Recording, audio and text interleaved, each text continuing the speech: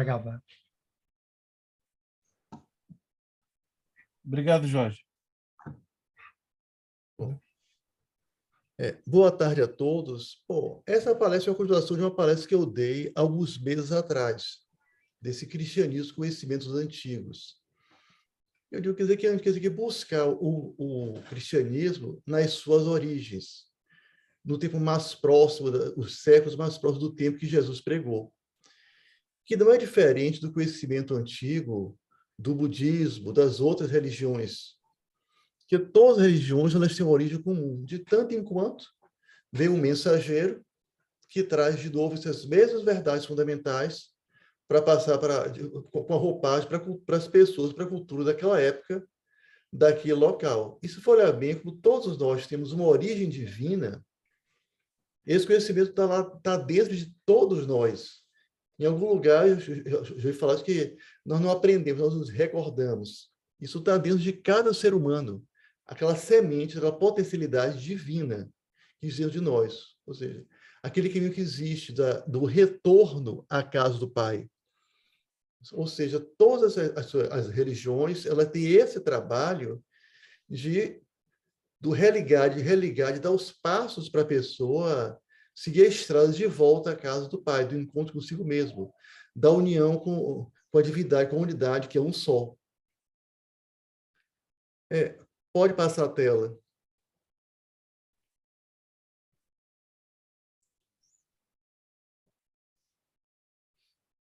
Eu botei só os dois slides, os três slides que são iguais ao anterior, só para fazer a ligação da coisa. Que nós temos no livro do Gênesis. Eu serei seu Deus e serei também o Deus de seus descendentes. O Antigo Testamento era do judaísmo.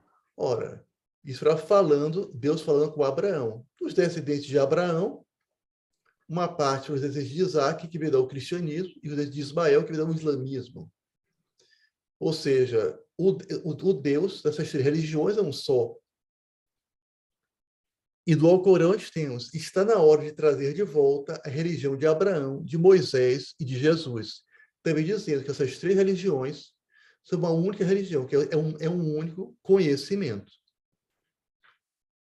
Na parte de baixo aqui, isso é um conto extraído do livro da editora teosófica de Contos Zen, que fala de um cristão lendo uma parte da Bíblia, dos Evangelhos, para o budista. Então, ele lê um trecho do Evangelho de Mateus, aí o budista fala, poxa, quem escreveu isso está perto da iluminação. Ele leu outro texto do Evangelho, o budista fala, quem escreveu isso não está longe do Budato, mostrando que o conhecimento passado pelo cristianismo, pelo budismo, é o mesmo conhecimento. Pode passar para a próxima tela. Porque no tempo antigo, existiam três pilares do cristianismo: a vida ética, a vida espiritual, a parte de rituais e sacramentos e a vida de Cristo. E, com a unificação do cristianismo pelo imperador romano Justiniano, a parte da vida ética, da vida moral ou da vida espiritual, essa parte ficou perdida. Com mais os rituais e o ver a vida de Cristo. Se perdeu essa primeira etapa, que foi abordada na palestra anterior. Então, eu vou falar só um pouco sobre essa etapa, só para relembrar, para fazer a conexão. Porque sobre vida ética, Jesus dizia, buscar a verdade e a verdade vos libertará. Ou seja, a gente retornar à casa do Pai, nós conhecermos a nós mesmos, encontrar a divindade que existe em nós, que potencialmente somos todos divinos. Encontrar essa verdade, não se pode encontrar a verdade através da mentira. Então, nós devemos ser verdadeiros o máximo possível. Quanto mais nós somos verdadeiros, nós vamos enxergar mais. Existe um paralelo disso com o budismo, que ele fala de reta palavra, reto pensamento. Que esse é verdadeiro, é falar a verdade.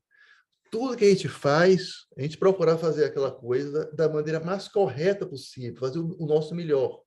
Ser perfeito como o Pai é perfeito, buscar a perfeição em tudo que a gente faz. essa busca da verdade implica em fazer tudo de maneira reta, correta, de buscar a perfeição em tudo que a gente faz. A pessoa tem um trabalho para fazer. Vai fazer esse trabalho pela metade? Vai fazer com certo descuido? Isso está sendo verdadeiro? Seja a perfeição nas nossas palavras que a gente faz, até nos nossos pensamentos.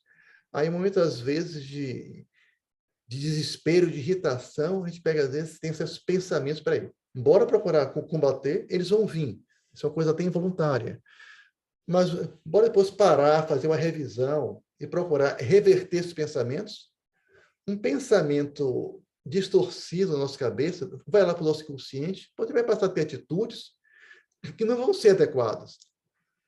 Então, essa vida ética ela vai desde o que a gente pensa, o que a gente fala, o que a gente faz.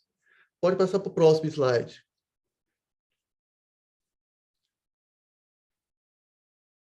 Alguns trechos que tem das palavras de Jesus. Porque, em verdade, eu vos digo que até que passe o céu e a terra, não será obtido nem um só i, nem uma só vírgula da lei, sem que tudo seja realizado.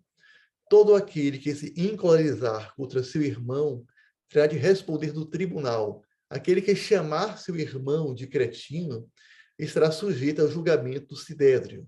Aquele que lhe chamar louco terá de responder na hiena de fogo. Eu vos digo que de toda palavra inútil que os homens disserem, darão contas do dia do julgamento. Ele usa palavras como tribunal, julgamento, sinédrio, o tribunal daquela época, a palavra lei. Quer dizer, existe a lei, o julgamento, feito pelos homens. Mas quantas coisas ilícitas, erradas, que nós, seres humanos, fazemos? E for olhar, poxa, essa coisa, isso não está certo, isso não é correto.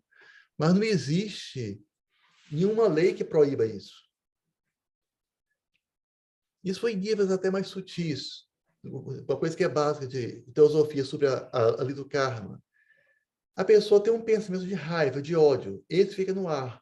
Outra pessoa que tem um sentimento de ódio também, isso fica no ar, o inconsciente coletivo, a pessoa capta esse pensamento.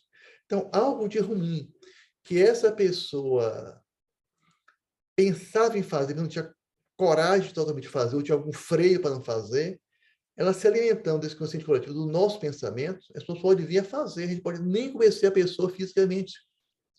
Mas nós somos corresponsáveis por isso. Ou seja, tudo aquilo que se fizer, não existe nenhuma lei contra pensamentos inadequados, pensamentos negativos, mas existem consequências por isso. Se nós estamos nessa caminhada, no sentido assim, de despertar a nossa natureza divina, qualquer atitude nossa, seja fora de nós, ou seja pensamento ou sentimento nosso, que for contrário a isso, vai ter uma consequência. Essa consequência é algo, não é um castigo, não é uma punição, é algo realmente educacional. Como uma criança, mas uma estudante faz uma coisa errada, então ele sofre uma forma de punição, algo que aprenda, ele possa refletir sobre o que ele fez errado para corrigir. Então, as consequências dos nossos atos nos levam a reflexões para nós aprendermos. Na obra da República de Platão, ele dizia que aquela pessoa que fez algo de ruim, essa pessoa, ela precisava ser educada. O mal era fruto da ignorância. A gente precisa viver, agir, pensar, cometer erros com isso, para aprender com os nossos próprios erros. Então, esse julgamento, essa lei, é o que existe de harmonia para nos conduzir a uma vida correta, a uma vida plena, a uma vida divina. Pode passar para o próximo.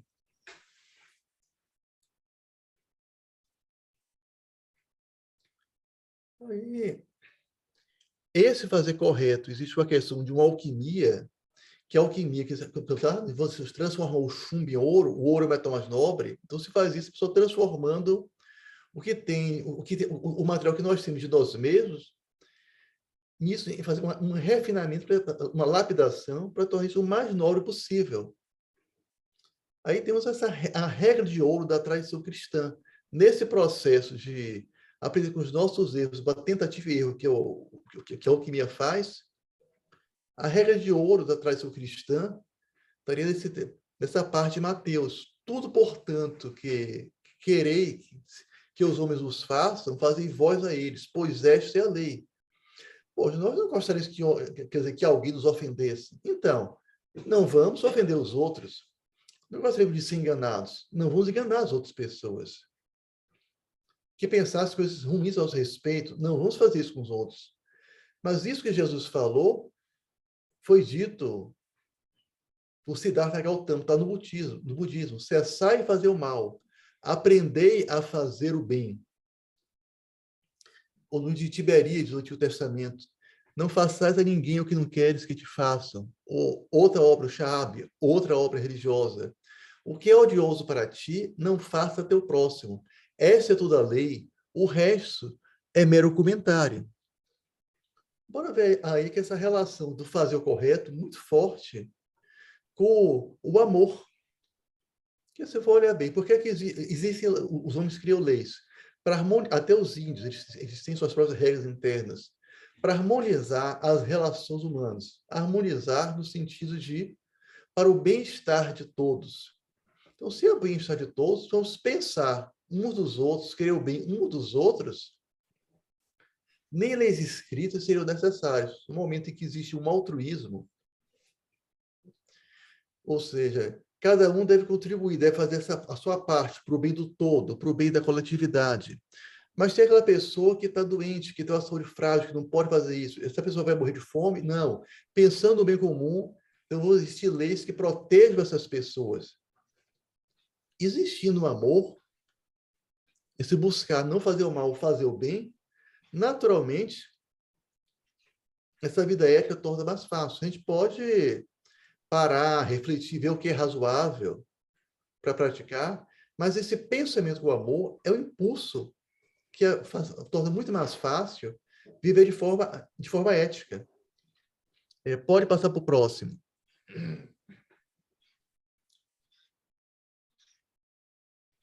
Bom, a vida espiritual já é uma etapa adiante da vida ética. Quando quer dizer, tem essas malas aí, já com o avião partindo, ou seja, a pessoa partiu, foi viajar e largou a bagagem. Ou seja, para seguir em frente, como Jesus diz assim, pega a tua cruz e segue-me. Muita bagagem, muita coisa a que nós estamos apegados, várias ideias que estão enraizadas em nós, a gente precisa ser capaz de deixar para trás para poder seguir em frente. Isso não é possível se um exercício prévio da vida ética. Vamos agora partir para uma coisa mais elevada. Tem uma passagem do Evangelho que Jesus fala: se seu olho lhe leva a pecar, arranque-o. Se seu ouvido lhe leva a pecar, arranque-o. Que pode fazer um paralelo do que tem no livro, no Ópera Teosófica, A Luz do Caminho. Antes que os olhos possam ver, eles precisam ser incapazes de lágrimas. Antes que os ouvidos possam ouvir, eles precisam perder a sua sensibilidade.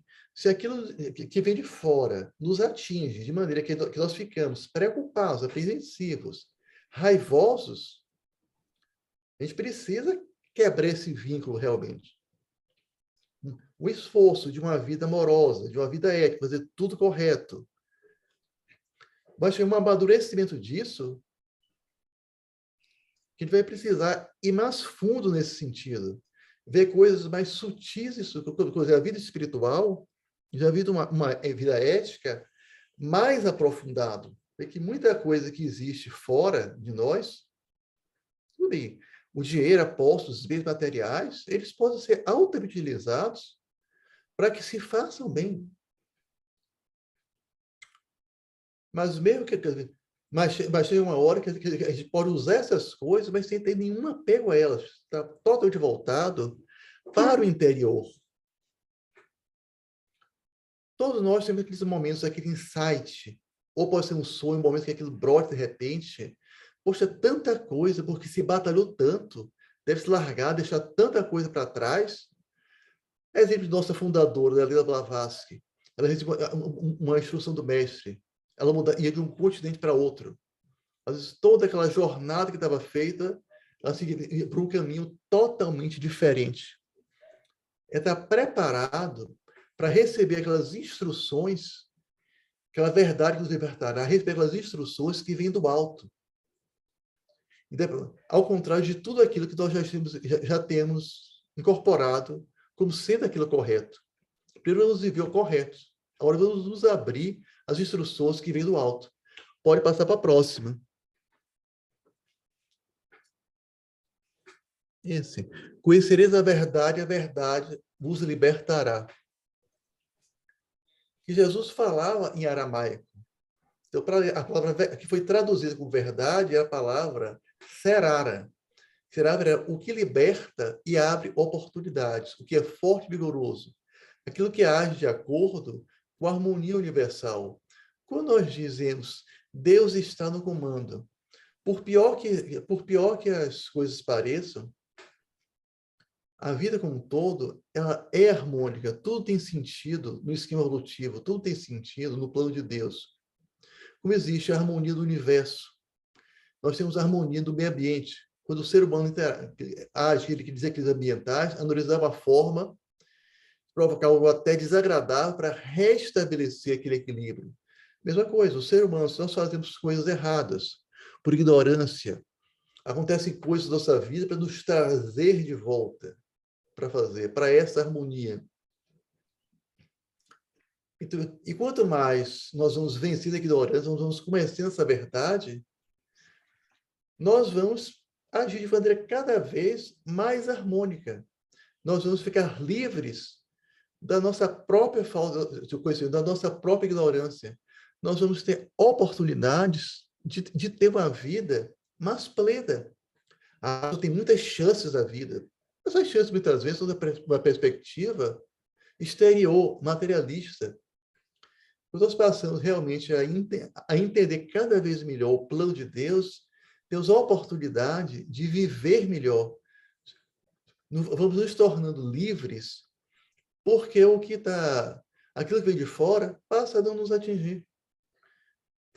A vida passa a se caminhar. O que é que eu tenho que fazer na vida para agir de acordo com o plano de Deus? Qual é o meu papel? Não é aquilo que vai me trazer vantagem. Essa é a verdadeira liberdade. É viver a harmonia com Deus. Uma frase do padre Marcelo Barros. Jesus trouxe algo novo, que nenhuma religião salva.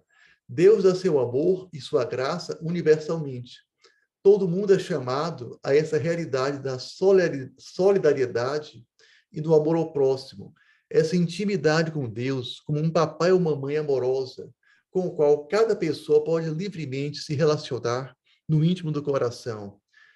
E Jesus falava, tem outras ovelhas que não são desse redil, que volta com isso, que todas as religiões, elas trazem um conhecimento único. Quer dizer, nenhuma religião salva, eles trazem os mandamentos, os conhecimentos que a gente aplique para nos libertarmos da nossa ignorância e passamos a viver verdadeiramente. Essa salvação, na verdade, é essa libertação. É ser salvos de nós mesmos. Em uma relação íntima com Deus, com um papai ou mamãe amoroso. Então, que na doutrina secreta, se fala de um Deus, quer dizer, pai e mãe, do que teve a criação, da manifestação. Porque muita coisa do que foi sendo distorcido do cristianismo, muita de uma sociedade patriarcal, passou muito disso. Então é importante ele usar esse papai ou mamãe, dessa figura dos dois lados, e ter essa relação amorosa com Deus. Quando eu frequentei a Brahma Kumaris, uma coisa que eu achei interessante, uma vez que eles disseram de que Deus tem um serviço 24 horas, ele é 0800. Qualquer que seja a sua situação, existe um canto católico que ele fala assim, seja qual for o seu problema, você pode falar com Deus, ele vai ajudar você. Essa ajuda pode ser não fazer exatamente aquilo que a gente espera que ele faça, mas vai, diante daquela situação, nos guiar o que é que nós devemos fazer, o que é que aquela situação nos querendo nos ensinar. Esse ensinamento que não está nos livros. Esse ensinamento que, orando, de repente, dá aquele insight, dá aquele despertar. Pode seguir adiante.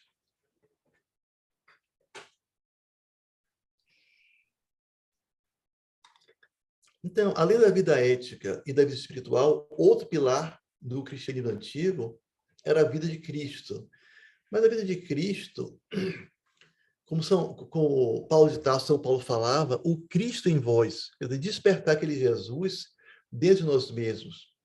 Diz que se ensina mais com exemplo do que com palavras. Poxa, um aluno que sai da faculdade, que se forma, ele vai trabalhar.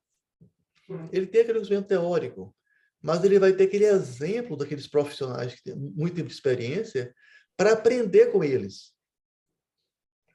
Então, se nós estamos nessa caminhada, que não é uma jornada de uma encarnação de uma vida só, é todo o sentido da vida encarnada enquanto ser humano, desse retorno à casa do Pai. Então, aqueles que estão mais avançados do que nós chamamos assim, no caso de místicos, nós podemos pegar o exemplo de vida deles. Eles que estão buscando a santidade, buscando uma vida mais elevada. Aquelas pessoas que têm revelações do alto. Entre essas pessoas, há muitos religiosos, sim, mas não só isso. Há muitos artistas, compositores como Mozart, como Beethoven. Como é que ele, desde criança, mostra aquela aptidão para a música tão grande? Ele já traz aquilo de outras encarnações. Sim, mas a música, como sendo algo abstrato, ela nos leva ao eu superior. Então, é algo que se dizia que Mozart, de que ele não tinha um rascunho, ele escreve a partitura, parecia que alguém ditava dele. Algo que brota por dentro. Isso é algo que vem do alto. As pessoas se escrevem, muitas vezes fala, eu posso citar algo como experiência própria, às vezes pega alguma coisa que eu já escrevi há tempos atrás, que eu olho aquilo ali, rapaz, eu vejo aquilo ali uma certa profundidade que eu não vi na hora que eu escrevi.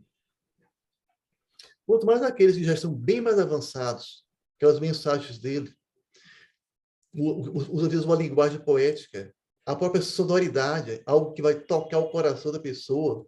Não é simplesmente, quer dizer, a mensagem escrita em si, mas como aquilo toca a pessoa.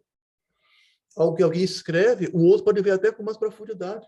Se ele estiver mais avançado nessa jornada espiritual, um quadro que pinta, a gente para contemplar a natureza, para complementar uma obra de jardinagem, uma pintura de alguém. Quanta mensagem aquilo ali pode passar. Um trabalho que a Fran faz tão bem, dele pegar as músicas de guitarra, uma música instrumental, dele pegar pinturas dos seus amigos, outras pinturas, o professor Paulo, dele ver a profundidade daquela mensagem, as revelações que pode ter, não só na religião, como na arte. E até no caso, e até de cientistas. Nós temos um estudo comparado de ciência, religião e filosofia, o segundo objetivo da Sociedade Teosófica. Muitos cientistas aí, eles estavam na área da astronomia em busca de dizer, o mistério do universo. Os segredos da ciência, o mistério do universo, o mistério da jornada humana, é tudo criação divina. E tudo isso é um mistério só. De pessoas do religioso, nós temos aqui do lado direito Santa Teresa d'Ávila e esquerdo São João da Cruz. Ela é 20 anos mais velha do que ele e ela que até o orientou. E Santa Teresa d'Ávila, ela foi de uma época lá, quer dizer, no convento, que ela via lá, espera aí, eu tenho esse quarto, para mim, esse quarto enorme, eu não preciso desse espaço todo.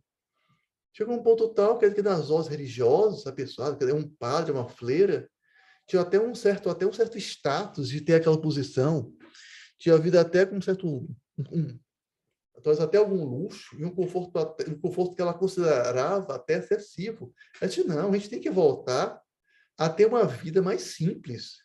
Então, ela lutou para criar uma ordem de vida mais simples. Ela foi perseguida da própria igreja. Ela sofreu ameaças até de morte para isso. Uma que foi nossa presidente internacional, Rada Mournier. Ela, quando foi lá em Braslândia, lá no Paraíso da Terra, que ela foi ver o almoço de lá. Mas para que tanta variedade? Bastava um feijão, um arroz, uma verdura, bastava uma coisa mais simples. Quanto mais coisas para citar os sentidos, são mais distrações que a pessoa tenha. Quanto mais simples for a sua vida, mais você vai ser capaz de olhar para dentro de si mesmo. Quando você faz uma viagem para a roça, para um lugar de interior, A gente às vezes consegue perceber a vida com tanta coisa que a gente não percebe aqui na vida da cidade, quanto mais simples é a vida. Então, Santa Teresa d'Ávila, ela lutou por essa simplicidade, ou seja, buscar por uma vida, essa vida mais simples que tudo, né? Porque assim ela poderia, uma forma da pessoa conseguir, quanto menos coisas estiver por fora da nossa atenção, mais capaz nós nos tornamos de olhar para o interior. E ela passou isso por São João da Cruz. Ele tinha aquela coisa de tentar, puxa, eu amo tanto a Deus que eu quero me unir, que eu quero me fundir a Ele. Coisas que ele aprendeu, que ela passou, que ele também aprendeu para ela. Ele foi na solitária, uma prisão, no próprio ambiente, no próprio ambiente religioso. Eu lembro de um filme que eu assisti, eu não tenho assim, como assim, atestar essa veracidade do filme, mas o importante é a reflexão que pode fazer. Vamos botar ele preso, incomunicável. Quanto mais ele ficar isolado, ele vai ficar sem a opção, ele vai ter que aceitar a nossa forma de pensar. Então ele ficava lá meditando, rezando, procurando conversar com Deus, já que ele não tinha mais nada. O caminho dele era voltar para dentro, então ali ele foi voltando cada vez mais para dentro. Então, cada vez que o outro abria lá a porta da prisão, da solitária, via ele lá sereno, contemplando, em vez dele estar, digamos assim, abatido pela situação que ele passava, o outro que fosse, assim, que era o carcereiro dele, é que estava se irritando, se abatendo com aquela situação. Como é que ele não se abatia? Ou seja, aquela pessoa que atingiu um ponto tal, se você tem uma vida interior, a vida exterior, a importância, o que vem de fora não vai lhe abater, porque o pé que se tem dentro que tem dentro, esse acesso à divindade já está muito avançado. Então, para nós, o que a gente pode fazer, quer dizer, que no nosso dia a dia, para parar, isso nós já fazemos, parar, meditar, quietar. Poxa, as coisas são tão difíceis, mas de silêncio, aquela paz que o mundo não pode nos dar, aquela alegria que só existe lá no fundo, aí que nós possamos estar muito, muito atrás nessa jornada, mas já começar a exercitar esse buscar dentro, esse conforto, essa consolação interior. Pode passar para o próximo. Bom, Isaac Newton e Albert Einstein, o próprio trabalho científico de Newton não foi compreendido enquanto ele estava vivo. Das suas ideias científicas, acho que ele não chegou a ter que se fala, nem 40 seguidores em vida. Se a gente for pensar quantos seguidores nós temos hoje em dia no Facebook, quanto mais o trabalho religioso, o trabalho espiritual dele. E Newton também, ele chegou a fazer poemas também. Um dos poemas dele diz: a terrenal coroa que aos pés tenho, pesada e vã, com altivez de desdenho, hoje é de espinhos, prazeroso aceito, que de acerba doçura enche o meu peito, a coroa da glória assoma além, que eternidades de ventura tem. Parece até um poema teosófico, né? A sociedade teosófica não tinha sido fundada naquela época. E a sociedade teosófica eclética de Amônio Sacro de Plotino já tinha se extinguido há muito tempo. Quer dizer, a terrenal coroa, que aos pés tenho, ou seja, onde a gente pisa, o chão, a matéria, quer dizer, toda essa glória do, diz assim, material, quer dizer, que é tão importante para o homem comum, se diz que Newton, ele não sabia o valor material das coisas. Porque para ele, ele só viu o valor científico, quer dizer, o valor material das relações humanas ele não via, porque ele estava além disso. Ele fala, a de espinhos, fosse a coroa de espinhos, simbolicamente, quer dizer, Jesus usou a coroa de espinhos. Depois ele foi para a ressurreição, quer dizer, ele teve a glória. Ou seja, toda dor, todo sofrimento que a pessoa for passar, não é nada comparado à glória que existe depois, porque todo o processo da gente remexer com o nosso interior, toda dor, todo sofrimento, todo resgate de karma, para se chegar, para despertar essa divindade é um prêmio muito maior do que toda dor, do que essa alegria interior, do que todo sofrimento que a gente possa passar. Quer dizer, esse sofrimento necessário a uma jornada mais elevada, ele é prazeroso aceito. E esse sentimento de doçura enche o meu peito, quer dizer, aceita de bom grado aquela coisa. A glória está além. Eterna de ventura, felicidade tem. E Albert Einstein, no trabalho científico dele, ele fala da teoria da relatividade, ele coloca, quer dizer, aquele carro está a 60 km por hora. Para uma pessoa parada, está. Mas para uma pessoa que está com um carro seguindo a 30, aquele carro vai estar a 30.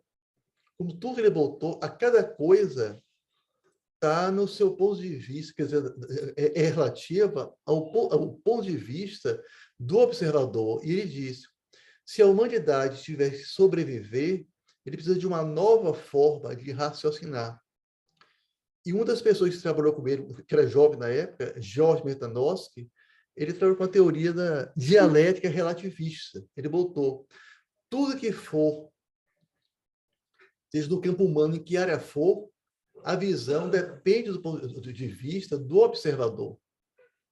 Não tem verdade, aquele conhecimento estático, absoluto.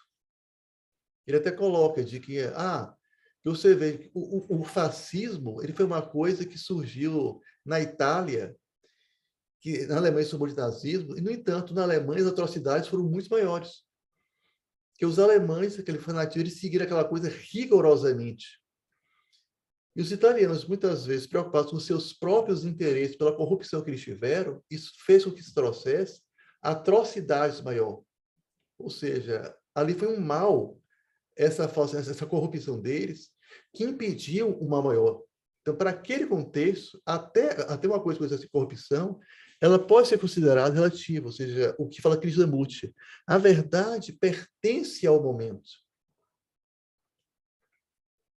Ela pertence àquele momento em particular para fazer. Não é algo que o olhar, tudo é relativo a um específico momento. Albert Einstein também falou, não queira ser uma pessoa de sucesso, queira ser uma pessoa de valor. Já que aquele feito do cientista não vai ser só para o orgulho, para o brilho pessoal dele, mas vai ser para algum bem à humanidade. Quantas pessoas, às vezes, sofreram reconhecimento pós-morte e fizeram trabalhos tão bons pela humanidade para fazer? Quanto bem uma pessoa pode fazer e até ser taxada de forma negativa? Não queira ser uma pessoa de sucesso, ser uma pessoa de valor. Isso é uma revelação.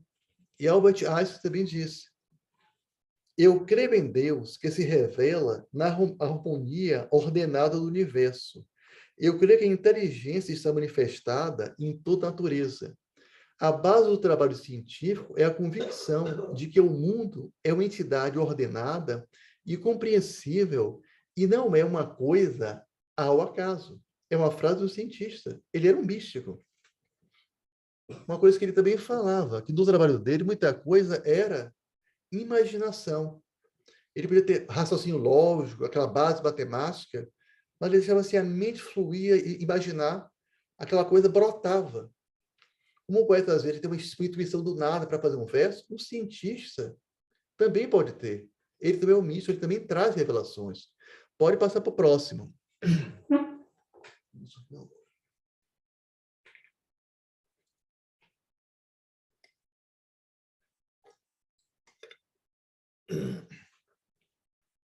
Essa pintura do lado é uma pintura do deus grego Zeus, feita por escultor Fídias. Da mesma forma que nós podemos, a pessoa pode ler um texto, pode ler muitas reflexões, uma pintura, escultura, uma imagem, a pessoa parar, quietar, olhar aquela imagem. Aquela imagem pode nos trazer paz, pode nos trazer força. Um texto que uma das pessoas que observou a imagem, contemporâneo de Fídias, escreveu. Creio que mesmo o homem que se encontra acanhado em espírito, que em sua vida bebeu demais da taça da adversidade e da tristeza, e mesmo aqueles que nunca conhecem o doce consolo do sono, penso que mesmo esses, quando se apresentam diante dessa estátua, esquecem todos os acidentes cruéis e alarmantes que tumultuam a vida de um homem. Oh, quão feliz foste tu, Fídias, inventando e materializando um espetáculo que é simplesmente livre de cuidados, o antídoto dos vexames, que faz esquecer todo de sabor, e que radiância e charmes superabundantes tua arte lhe emprestou. Quer dizer, tua arte lhe emprestou. Quer dizer, que aquela arte era tua, era dele, mas não era só dele. Quer dizer, algo maior ele conseguiu captar. Porque ele diz assim que a experiência espiritual é algo que não dá para ser descrito em palavras, ela só pode ser vivido. Mas uma pessoa faz um poema ou cria uma música com com aqueles versos, já vai tocar a pessoa, se diz muitas vezes no cristianismo, quando se canta as 2 vezes, aquele cantar toca algo que as palavras o tocam. Ou se a música for simplesmente instrumental, aquilo toca a pessoa, uma figura, escultura, uma imagem, faltando daquela contemplação. Ou seja, o sentimento, quer dizer, porque toda arte é produto do sentimento do artista. Aquilo que ele sentiu por dentro, ele não era capaz de expressar em palavras, ele foi capaz de expressar através de uma escultura. Embaixo nós temos uma figura de Michelangelo, a ideia da transfiguração. Interessante de que esse slide, eu já preparei esse slide há um bom tempo, há mais de um mês atrás. E hoje eu fui à missa e foi exatamente o evangelho sobre esse texto. Essa transfigurar algo que existe dentro de nós mesmos, quer dizer, transformar as nossas negatividades, a nossa ignorância, transformar aquilo em algo mais elevado. Podemos refletir sobre isso, mas quando a gente medita, quando a gente se aquieta, é nessas horas que a transformação maior acontece. E a contemplação, seja a contemplação de obra de arte, seja a contemplação da natureza, se diz, o livro Poder do Pensamento de Annie Besant, quando fala que a gente lê alguma coisa, se a gente puder conseguir se sintonizar com o autor, com aquela leitura, a gente pode captar uma profundidade daquele texto muito mais. Mas uma escultura e uma pintura que não tem palavras escritas, que mensagem foi aquela que o artista quis passar? Parar, olhar e reolhar, quer dizer, parar e reolhar aquela imagem. Uma coisa é a pessoa ler o texto da Bíblia, mas a pessoa lê o texto da Bíblia e viu aquela pintura e tudo, que sentimento aquela pintura passa. Aí a gente poderia parar para analisar essa pintura, mas vamos, quer dizer, parar um pouquinho, quer dizer, talvez um minuto, um instantezinho de silêncio, olhando para essa pintura, o que é que ela nos passa? Vamos silenciar por um minuto? Ou essas 2 pinturas, a de cima também, a escultura?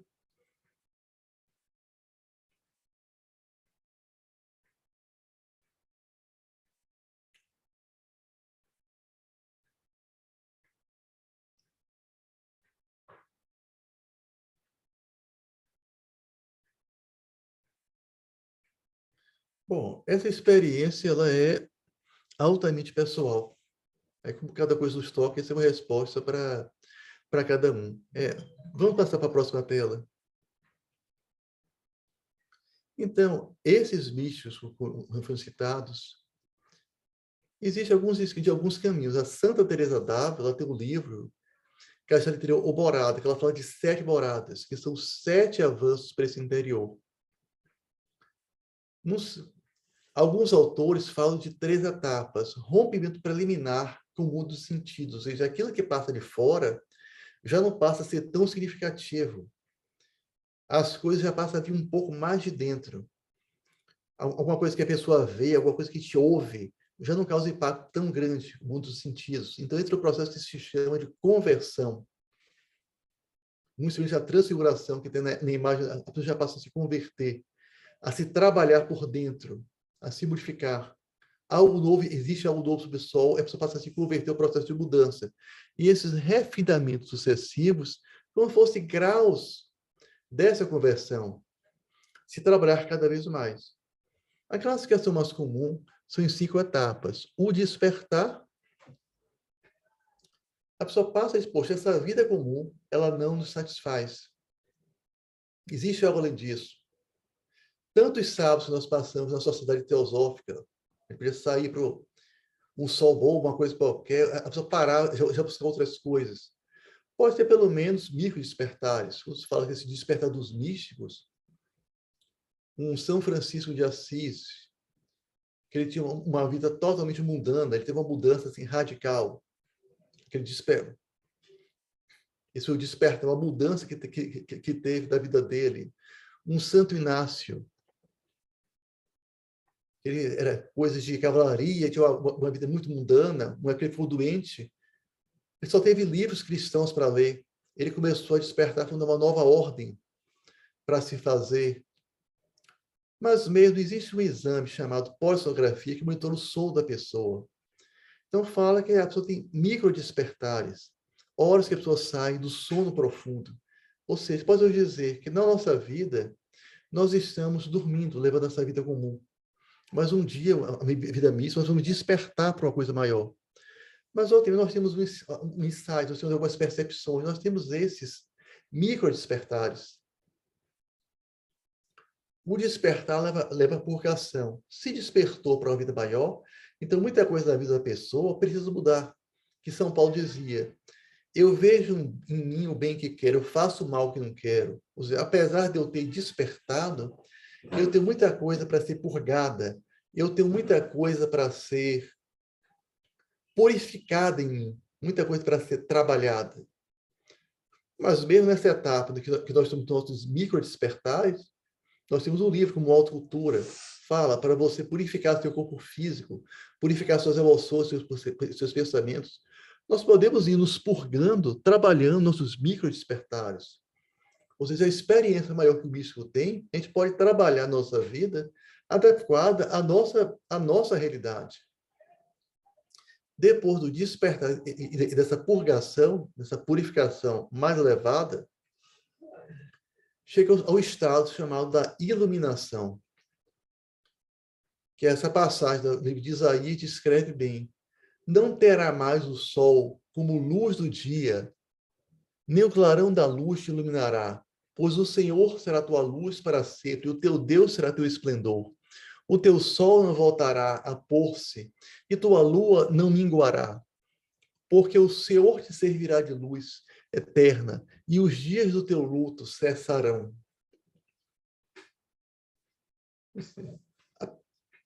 Durante o dia, nós temos o sol. À noite, a gente tem o clarão da lua, que, na verdade, a lua está refletindo a luz do sol. Então, é o estágio de que a vida, tudo é belo, tudo é harmônico. Em realidade, tudo é harmônico. O Deus está no comando. Nós é que não percebemos isso. A pessoa passa a contemplar a presença de Deus numa profundidade intensa. A pessoa não está unida a Deus, a pessoa contempla Deus, o ser contempla Deus. Vê Deus em todo o seu esplendor. Aí que se fala que essa é uma conquista, essa é uma felicidade que vale por todo o sofrimento que se tenha passado. Os dias de luto cessarão, ou seja, o luto é toda a dor, todo o sofrimento. Pois essa felicidade de se contemplar Deus é tão profundo que nada mais importa para fazer. Aí chega um ponto que é a purgação da alma. Enquanto ela é uma alma individual, que já atingiu a iluminação, vai chegar um ponto que ela se torna uma parte de Deus. O senso de ser um ser individual separado deixa de existir. Ela se integra a Deus totalmente. Pode passar para o próximo. Bom, além da vida dos místicos, nós temos as escrituras, os livros sagrados.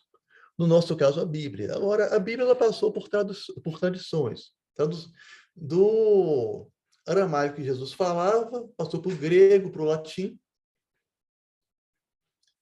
do latim para o inglês, do inglês para o português. Então, essas várias traduções, muitas vezes uma palavra não tem um sentido exato. Enquanto no aramaico existia, às vezes, uma palavra que tinha vários significados, no grego, existe uma palavra para cada significado. Para fazer. O seu aramaico é uma palavra, um idioma com poucas palavras, com mais significados, e o grego é um idioma com várias palavras com menos significados. E muitas vezes, mais do que o significado, é interessante olhar por mais do que um desses significados. Mais do que um se aplicava à situação. E essas traduções, muitas vezes foram feitas, olha, os costumes, as tradições da época, muito foi sendo perdido. Mas, mesmo assim, algumas horas podemos buscar algumas escrituras mais antigas, ver alguma tradução anterior. Mas, mesmo assim, buscando a pessoa que está naquela busca, naquela caminhada, naquela jornada para a volta à casa do Pai, para o encontro consigo mesmo, para o despertar da sua divindade, quem está nessa busca, uma hora dessa, a mensagem solta. O próprio santo iniciado, que foi um místico,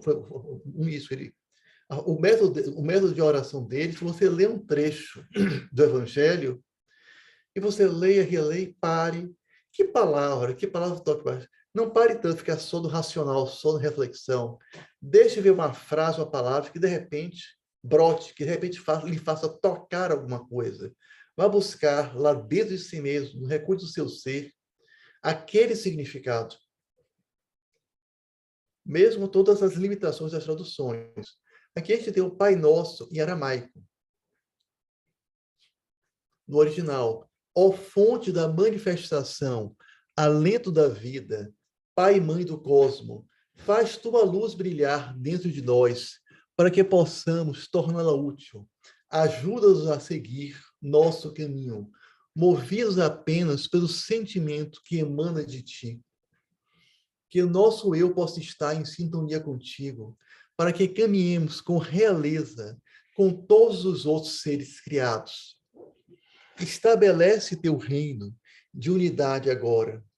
Que os teus desejos e os nossos sejam um só, em toda luz, assim como em todas as formas. Dá-nos o que precisamos cada dia, em pão e compreensão. Desfaz os laços dos erros que nos prendem, assim como nós soltamos as amarras que prendemos das culpas dos outros. Ainda está o resto do Pai Nosso no próximo slide. Deixa eu comentar essa parte rapidamente. O que dizia, venha a nós o vosso reino, faça a vossa vontade. Esse faça a vossa vontade, ele diz assim, faz tua luz brilhar dentro de nós, que é a iluminação, para que possamos torná-la útil, ou seja, para que nós possamos trabalhar pela sua obra, seguir vosso caminho, mover apenas pelo que emana de ti. Nosso eu está em sintonia contigo. Várias frases, todas relativas a esse fazer a vontade do Pai. Várias frases em sintonia com isso. Uma linguagem altamente poética. Não é só a frase em si, é como essa frase, alguma dessa linguagem poética, como ela pode nos tocar. Caminhamos com realeza.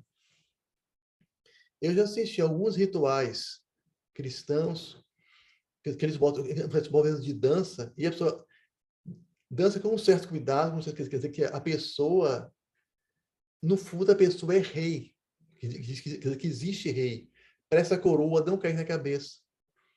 O Raja Yoga, que se fala da pessoa ter um domínio da mente, de se conversar com esse Deus dentro da pessoa, para ouvir suas orientações, e o Raja Yoga significa esse ser rei de si mesmo, se dominar de si mesmo, para ouvir a voz que vem do alto. Estabelece o teu reino. E o que foi sintetizado em apenas duas frases, em várias frases que dizem a mesma coisa. Ao de lá está mais resumido, a pessoa que traduziu achou que isso é um sintético que ficava mais claro, mas várias frases são várias formas de tocar o coração da pessoa Aí diz, dai o que nós precisamos cada dia, em pão e compreensão. O pão simboliza o conhecimento espiritual, o conhecimento espiritual.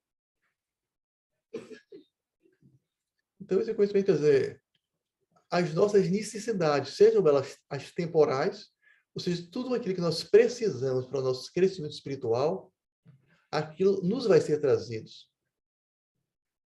Tudo que for material que for necessário, isso nos vai ser trazido.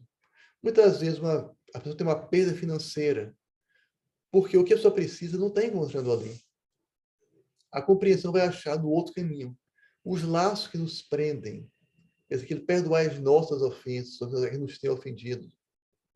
Ou seja, tudo aquilo que está travando o nosso desenvolvimento, nos ajuda a nos libertar disso. Isso muitas vezes é até o perdoar nós mesmos, para poder perdoar os outros. Porque se você se a gente não perdoa a gente mesmo, pode passar para o próximo. É o final da oração. Não permita que a superficialidade e a aparência das coisas do mundo nos iludam, mas liberta-nos de tudo que nos aprisiona. E não nos deixe ser tomados pelo esquecimento de que de ti nasce a vontade, que tudo governa, o poder e a força viva de todo o movimento, e a melodia que tudo embeleza, e de idade em idade, tudo renova. Pode passar para o próximo.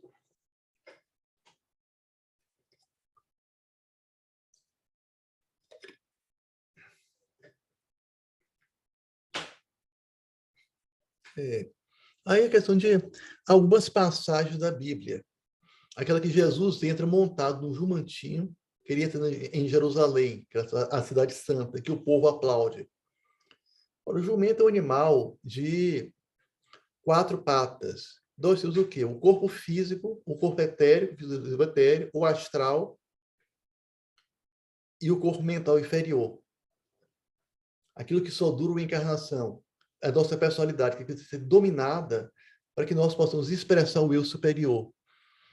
E o jumento é um animal teimoso, com nossa personalidade.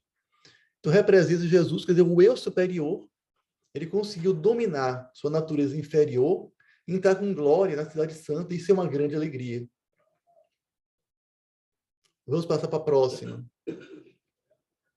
Isso não desfaz a questão histórica que Jesus entrou, mas também tem um significado por detrás. Que está na tempestade, Jesus está dormindo no barco, os discípulos ficam desesperados, então eles acordam Jesus, que eles dizem, homens de pouca fé, e ele acaba a tempestade. Essa tempestade, ela pode muitas vezes simbolizar quer dizer, aqueles momentos de turbulência em nossa vida, sejam turbulências coletivas, uma pandemia, turbulências pessoais, de uma família, de um grupo. Os discípulos, vários aspectos da mente humana diante daquela situação. E Jesus, que fosse o eu superior divino, aquela força interior que desperta dentro da pessoa, para ser capaz de compreender aquela situação e de estar feliz, aquela iluminação que o Micho alcançou, de estar bem, apesar de toda turbulência. Que nós não estejamos prontos para esse despertar maior, para os nossos micro despertar, para aumentar nossa compreensão, para nós vivermos melhor e sermos melhores, úteis aos outros. Pode passar para o próximo.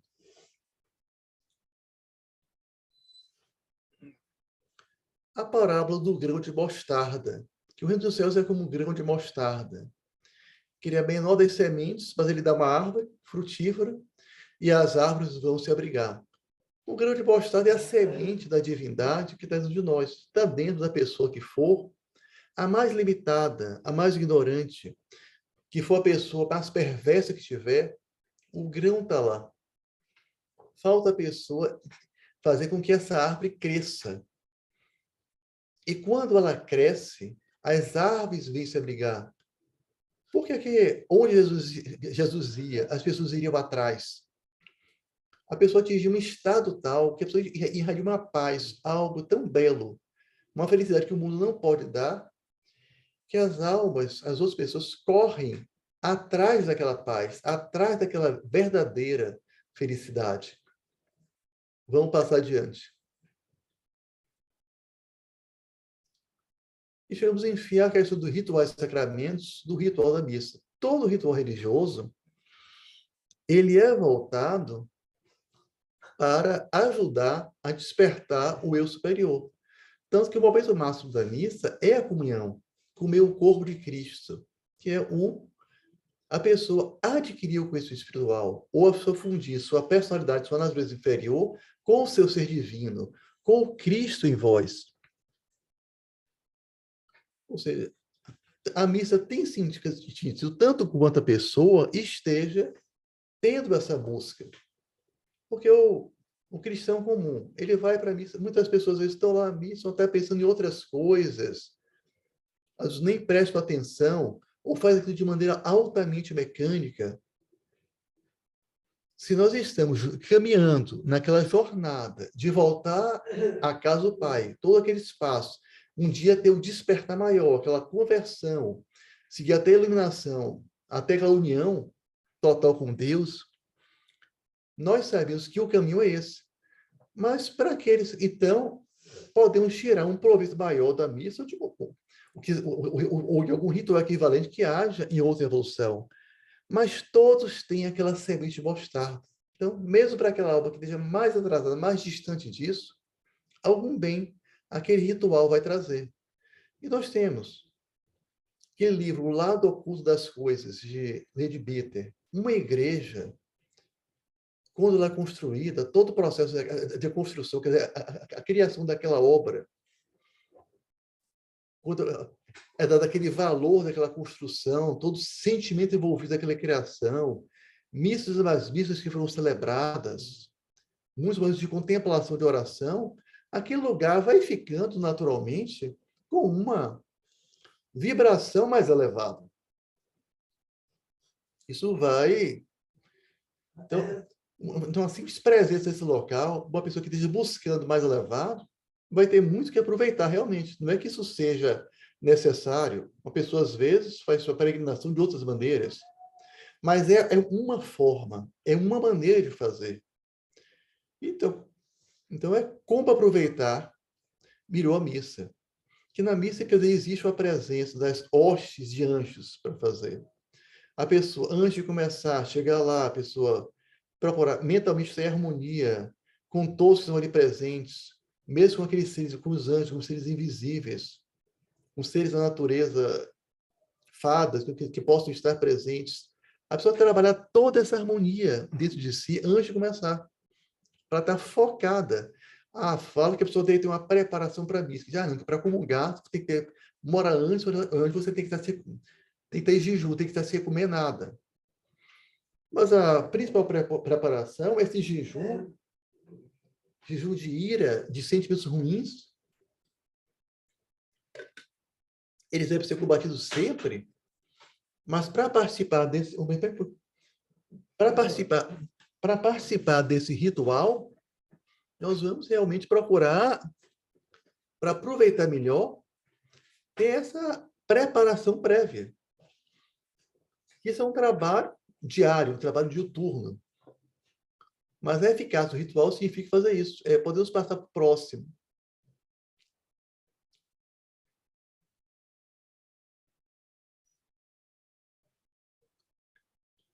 Aí temos que fazer parte da missa. Eu tenho a entrada, o ato penitencial, que fala, que ele pediu parar, pedir aquele perdão a Deus, aquele perdão pelos seus pecados. Muitas vezes, pecados, pequei muitas vezes por atos e omissões, pensamentos, pensamentos e palavras.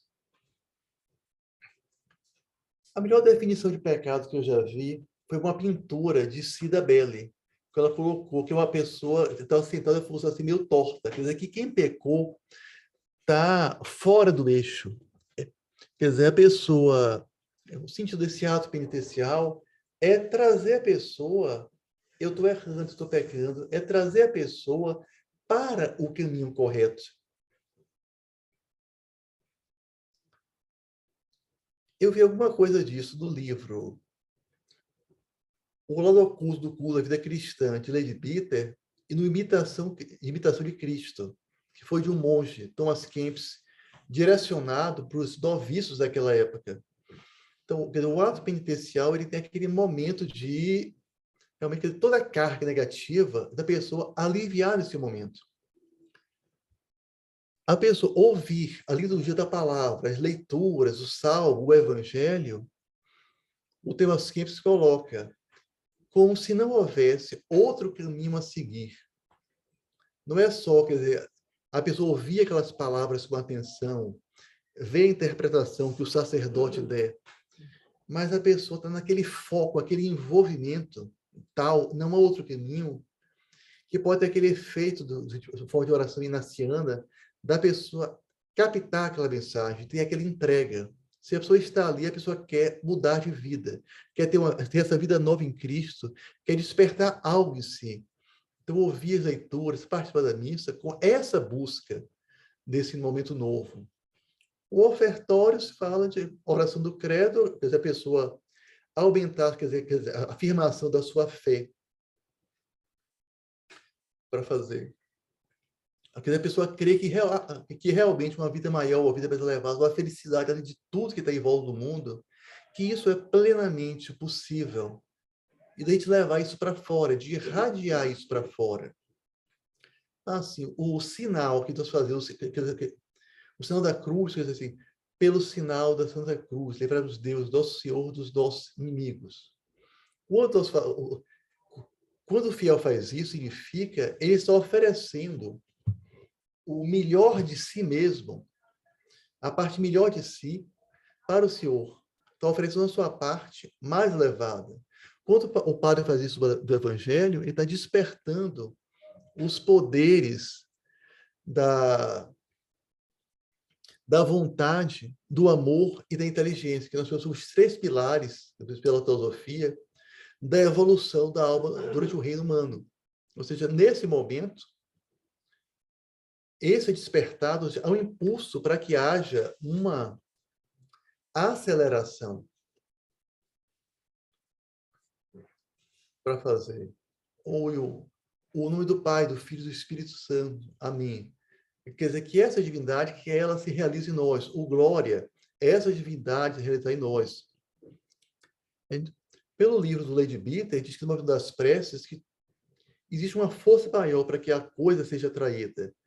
O Imitação de Cristo já fala. A gente pede ao Senhor o que devo fazer para me aproximar do altar, quer dizer, para receber a comunhão. Quer dizer, para unir com o meu interior. O que é que eu necessito fazer? Que na prece fazer esse pedido. Porque pode apenas não ter nenhuma resposta assim, explícita que a gente possa ter um insight, mas um sentimento maior que pode brotar e pode nos ajudar, mesmo a gente não ter a percepção disso. Até o momento, a comunhão em si. Existem 2 momentos da missa em que as pessoas se ajoelham, quer dizer, que se ajoelham. O mais comum é no momento da consagração, que é a consagração da hóstia. Aquela reverência máxima. Hóstia consagrada que você recebe a comunhão. Outro que algumas pessoas fazem é no ato penitencial. Eu não encontrei realmente na literatura teosófica nada específico para isso. Mas eu tenho 2 reflexões. Uma que eu vi foi uma palestra de Marcos Queiroz, que ele falou sobre os chakras. Que a pessoa de joelhos, quer dizer, o chakra base, que é a energia sexual, que ela flui para cima. Quer dizer, que vai aqui para o topo, quer dizer, para o despertar espiritual. Que nesse momento, quer dizer, permitir que o eu superior tenha preponderância sobre o inferior. Outra é da psicologia, que existe uma relação do joelho com o ego. Muitas vezes, uma ferida do joelho que brota, uma dor do joelho, são coisas que a pessoa está com o ego machucado. Então, nessa hora, a pessoa se ajoelhar, não, para curvar essa personalidade, esse ego, as coisas mais altas, as coisas mais elevadas. Pela imitação de Cristo, diz que a comunhão, ela pode dar força, ela pode curar a alma e até o corpo. O livro de Geoffrey Hodgson, que foi também um bispo da Igreja Católica Liberal, que ele também tem livros. Ele tem outro livro que é Os Conhecimentos de Jesus, do Nascimento à Ascensão. Ele também escreveu Saúde e Espiritualidade. Ele diz, a saúde, ela vem de cima para baixo. Ou seja, se está curando a alma, vai também curar o corpo. Ele coloca que a comunhão, que ela pode ajudar a, a vencer tentações, a se libertar de vícios, a despertar virtudes. Se a pessoa está assistindo uma missa, busca esses objetivos, então, se for olhar, pode dizer que seja até um método científico, uma ciência oculta. Existe quer dizer, toda uma vibração, todo um trabalho de elevação espiritual que a missa pode ajudar o fiel que esteja naquela busca. Claro que aqueles que assistem aquela coisa mecanicamente pode aquela semente despertar um pouquinho mais. Aquele que esteja, que tenha mais um conhecimento, ou talvez tenha uma aspiração maior por esse crescimento, por essa vida em Cristo, ele vai poder aproveitar mais. E aplicando esse conhecimento, a imitação de Cristo fala que essa preparação, chega um momento tal que ela chega ao intervalo até entre duas missas. Ou seja, a vida inteira você está se preparando, você está nessa jornada contínua para uma vida mais elevada. Pode passar adiante.